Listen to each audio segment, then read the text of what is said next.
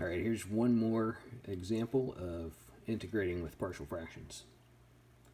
So I look at this problem, there's that function f of x is a big fraction with a polynomial on top and a polynomial on bottom. And the polynomial on top has degree 4. It's bigger than the one on the bottom, which is just degree 3. So the first thing I have to do is long division on it. So I work that out here. It goes pretty fast because it's just 1 degree difference. So the first thing I have to do is multiply by x. That goes on top of the division bar.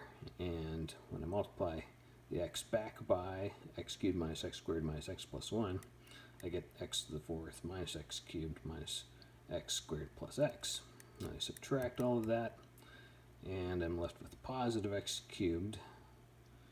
Negative 2x squared plus x squared gives me negative x squared.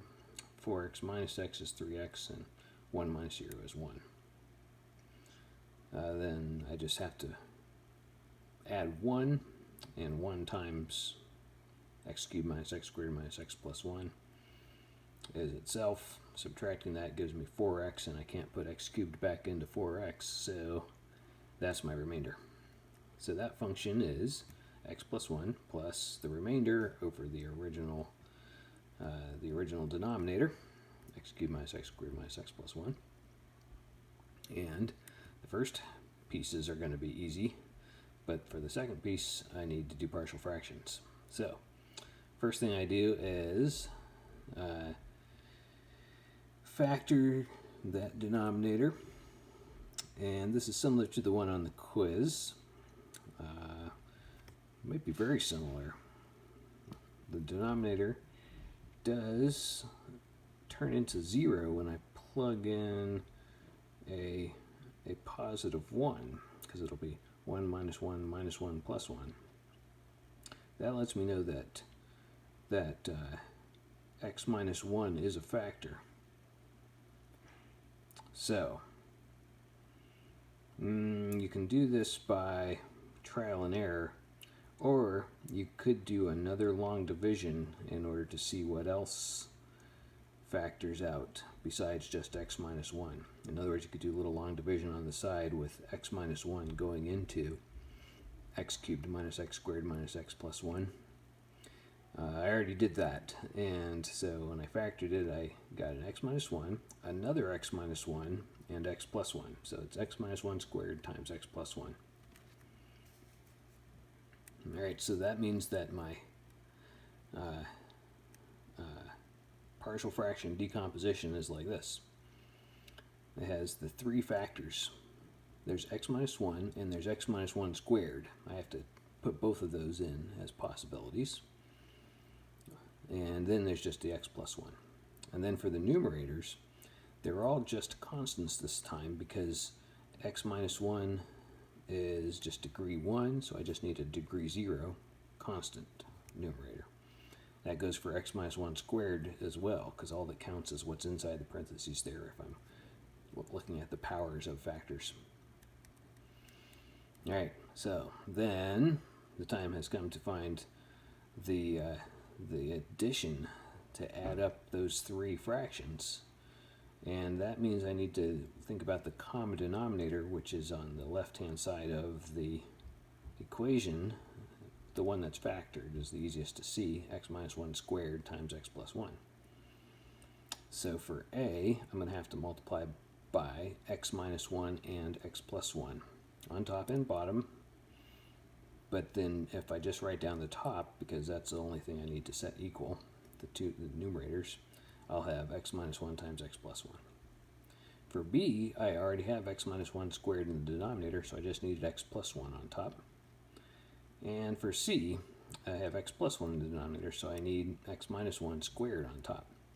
In other words, I'll need that on top and on bottom to get that common denominator. Then I did not show the denominator when I added, because all I care about is the fact that the numerators will have to be the same since the denominators are the same. And I'll have 4x equal to everything else. Then I have to simplify and collect like terms. So I had a couple of foiling steps to do. I did that. Then I multiplied those variable capital letters through the parentheses. Then I collected the like terms, and then now I can set some equalities. So on the left there's only 4x. That means that the a plus c, the coefficient of x squared, has to be 0. The b minus 2c is 4, and there's no constant either, so negative a plus b plus c has to be 0 also. So I can solve these pretty fast by substitution this time. I'll solve the first one for a, so a equals negative c. I'll plug that into the third one, giving me negative c in for a gives me a positive c plus b plus c equals 0. And now I'll do an addition, because I have b minus 2c equals 4, the second equation up there. And b plus 2c, that's the one I just found by substituting a equals negative c. That equals 0. Adding those together gives me the 2c and the negative 2c to cancel, and I get b equals 2, which then I can quickly plug back in to find c, and then I can plug that in to find a. So I've got b equals 2, c equals negative 1, a equals 1. So my original integral can be rewritten as the x plus 1 that I got from long division plus the 3 fractions that I got from the partial fraction decomposition. And when I anti-differentiate, first raise and divide, the 1 becomes an x. 1 over x minus 1 becomes natural log x minus 1.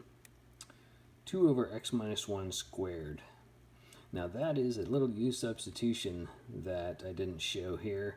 You let u equal x minus 1, and you have 2 over u squared, or 2 times u to the negative 2.